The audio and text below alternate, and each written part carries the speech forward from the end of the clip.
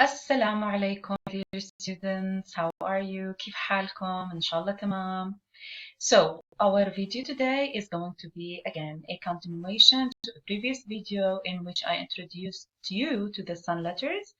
As a reminder, the sun letters are letters that consist of 14 letters, and if any noun in Arabic starts with any of the sun letters that we went through them in a previous video, and we want to change this noun from indefinite into definite, then we add the article al, and that is the same article, or it equals the article the in English.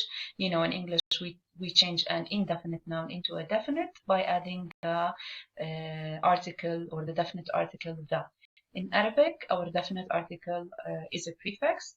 It is pronounced as al, and it is written phonetically as al, or in Ammiya or colloquial, some people write it as el or pronounce it as el, but spelling wise it's the same. So our examples of the sun letters that we will go through them today, I will show you nouns that start with sun letters, and I will show you how if we change them from indefinite into definite, spelling wise in Arabic you can still see the al, and that's actually these two letters. It's the alif, it looks like a stick, and then the stick with a little bit of a dash here. That's the definite article. Or that's how we write the definite article actually in Arabic. If you look at the word here, you notice that the al or this article is missing. So here we write it. But the difference between the sun letters, which is the huruf shamsiya, and the moon letters, huruf qamariya, is that if we add this article to nouns that start with huruf shamsiya, the sun letters, we do write it, yes, but we don't pronounce it. What do we do instead? Do you remember? We stress on the first letter. But in the moon letters, we do write it and we do pronounce it. We can hear the word al very easily. Let's go through the examples together, and I guess, inshallah, it will be easier for you as I explain. So the first example that I have here is for the word tuffah, and that means apples in English. So tuffah starts with a T. And if we want to say the apples, let us say the apples is delicious. So I say at-tuffah. So can you see I am stressing on the letter T or the T sound in the beginning of the word tuffah because I'm changing it from indefinite into definite. So I want to say the apples. So spelling wise, as I say, or as we all see together here, it is written. But pronunciation-wise, we don't really pronounce the la. We don't hear it. What do we do instead? Instead, we stress on the first letter. So we say at-tufah. Here between brackets, you can see the word it-tufah written again. The only difference is like instead of saying at-tufah, here it says it-tufah. Do you think there is a difference? La, there is no difference. The only difference is that in the pronunciation, at-tufah, it's like the regular or standard or NSA or Fusha for the word at-tufah. People in Ammiya or like the colloquial or like the spoken dialect, they sometimes like to change from a sound in the beginning of the definite noun, starting with a sun letter, into a. So it's نفس الشيء. نفس الشيء means the same in Arabic. Let's do the other example. It's the th sound. Remember, like the beginning of the word thing or think. Th. So I wrote for you an example that says ثمانية. ثمانية means 8. It's number 8. So if you want to say the 8, we say الثمانية, or in عامية colloquial الثمانية. So the stress here is on the letter th instead of pronouncing the la. So I don't say الثمانية, I say الثمانية. Just to make it clearer for you phonetically or transliteration in English, I just like split between the يعني the letter is written twice, as you can see, and it has a dash as a split between them. Originally, we don't write it twice. As I said, we add the letter, or not the letter, actually, it's the marking. It's called shadda. It's very hazy, maybe here when it's printed, it's not as clear, but I can tell you, it looks like a small W in English. So we write it above the sun letter, and that would be an alert for the reader. When you are reading, you can see it and you can remember that, oh, so I don't really pronounce the la, I have to stress on it. So phonetically in English, as you can see, I'm writing the letter T here twice and the letter TH, which is the th sound, twice, but basically no, it's the same. We write it once only in Arabic. And just for us to know that it is stressed, we have to add this marking, which is the shadda or the stress mark. Let's go through the other examples. Of course, they are going to be 14, since the sun letters or huruf shamsiya are 14 letters. Then we have the letter D or da, like the word dinar, and that's the Jordanian. So dinar or dollar, it's the same pronunciation. So if you want to say the JD or the dinar, I say ad dinar or id dinar. So as you can see, I am stressing on the first letter, which is the da or the dal, and it gives the da sound. Then we have the letter the, like the word corn in English, it is dhura in Arabic, and it's the same pronunciation of the word this or the in English.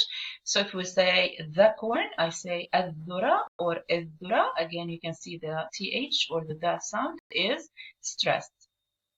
Then we have the ra, like the word ras, and that means head in English. So the head, we say ar-ras and ar-ras. That can be a little challenging for some students who cannot really roll their tongues. So ras, ar-ras, or ar-ras. Then we have the Z sound, which is the letter Zain, and we pronounce it as Z, like the word oil in English. In Arabic, it means zayt. So we say the oil, as zayt or is zayt. And then we have the letter Sa here, like the word embassy. In English, it is safara. And if you want to say the embassy, it's as-safara or is-safara. So there is the alif and lam here, or the L article in Arabic written. As you can see, it's missing from the word safara as an indefinite noun. It is written spelling-wise with the embassy or as safara, and a very small shadda, which is like a small W. It is put above the letter sin or sa, just for us as an alert that this should be stressed when it's definite. Then we have when we arrive actually to the letter sh as the word sun, and it is in Arabic shams, and this is the example that all of these nouns or all of these letters actually were taken the name from, which is from the word shams. So if you want to say the sun, we say ash-shams or ish-shams. So that's the sh sound or the sh sound. Then now we will start with the hard letters. If you remember them, the letters that your jaw actually goes down when you pronounce it. So like, for example, the letter Sod, which is clear in the word or the example zero in English, and in Arabic it is صفر. صفر. So we stress on it. It's not like a regular S sound. We have to stress on it. صفر. So if you want to say the zero, we say as-sifar or is-sifar. Both are correct. That's Fusha, MSA, and that's Ammiya. And then we have the da, or the dad sound. Again, your jaw goes down, like the word officer in English. In Arabic, it's dabit, dabit. So if you want to say the officer, I say ad-dabit or id-dabit. We stress on the first letter. Then we have the other hard letter, which is the harder version of the T or T sound. It's the ta, like the word tayyara. Again, tayyara, and it means plane. If when I say the plane, I say at-tayyara or it-tayyara. And then we have the last hard letter among the four that we started with. It is the V sound. V, remember, like the word dos in English. And here I use the word noon in English, which means dhuhr in Arabic. So if you want to say the noon, I say ad-dhuhr or id-dhuhr. And the last two examples actually is for the letter la or lam, like lemon, and the word in is lemon. So if I want to say the lemon, I say el-lemon and el-lemon. So I stress on the la and I don't pronounce it here. You might ask yourself and you say, yeah, we still hear the la. But no, we are hearing the stress on the first letter of the noun, which is lemon. If I want to hear the definite article too, it would be el-lemon. Can you see? Al-lemun. So I don't pronounce the article la, which is the definite article. What do I do instead? I stress on the first letter, which is the la, and it is the beginning of the word lemun, for example. And the last letter that we have here is the noon or the na sound. The example that I used is the word nur in Arabic, and it means light in English. So if I say the light, I say an-nur or in-nur.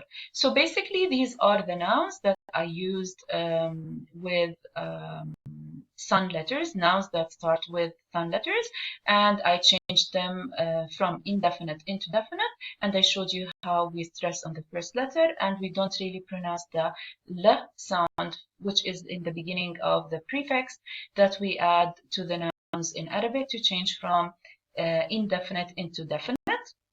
Hope you liked it, and with more practice, with going through them again and again and over again, you'll get the correct and right pronunciation, inshallah. Shukran, ma salama.